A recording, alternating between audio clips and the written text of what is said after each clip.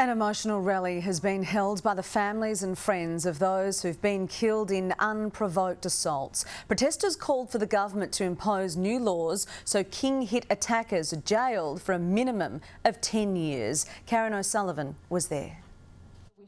They stood shoulder to shoulder, young and vibrant members of the community, all affected by the impact of a random one-punch killing. I will never see his face, be able to give him a kiss or even call him and tell him how my day was. David Cassai's girlfriend, just one of the hundreds impacted by his death after being King Hit last New Year's Eve. No one should lose their child to a senseless one punch. James Bowen suffered a hemorrhage to the brain but survived the punch that has changed his life forever. A punch that I had no possible way of knowing it was ever coming.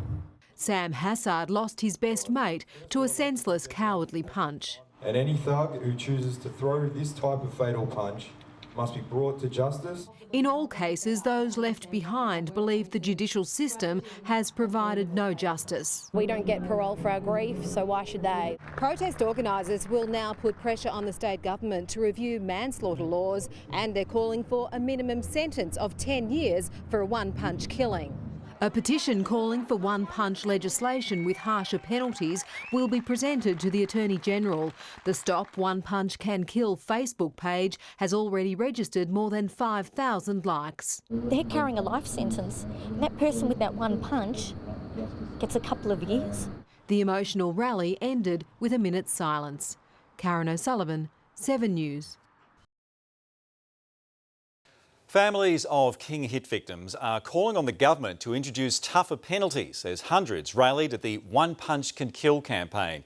It comes after a man was attacked on Latrobe Street this morning. Kate McPherson with those details. Blood on the streets and a man in hospital with a head injury punched on Latrobe Street this morning. The violent attack comes as hundreds rally for change. We need the government to use harsher sentencing as a deterrent. The message today is clear. One punch can kill, and this mother knows that all too well. It just hurts like you wouldn't believe, and I just need to be strong. Katerina Cassai's son David was killed after being King Hit in December last year. It is not acceptable behaviour. Shame on people to think that it is. Scott Parker was jailed for 8.5 years for the King Hit death of Bo Lawson. Bo's dad is calling for tougher sentences. Hopefully this will bring the penalty up higher, and the courts, the leniencies are just rubbish. Isn't your life worth more than 4 years, 5 years, 6 years?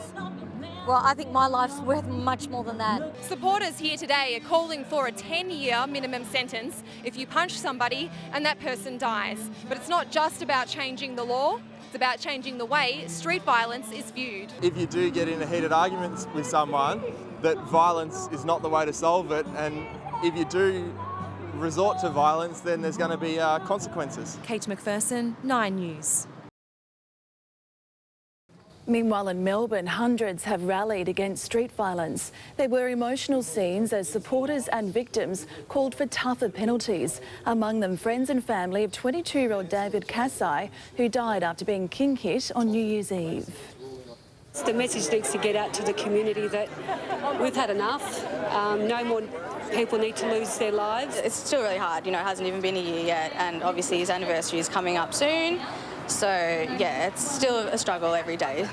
The Step Back Think campaign has been running since 2008, calling for an end to street violence. Hundreds of people have turned out to a protest against street violence at a rally in Melbourne's east. People who've lost loved ones to unprovoked one-punch attacks were among the demonstrators. They want tougher penalties for people who kill others by delivering a fatal blow to the head. No one should lose their child to a senseless one punch, and we need to send that message to the community, to the people who intend to hurt other people, that don't do it. Organisers say it's a basic human right to be able to walk down the street and not be ambushed.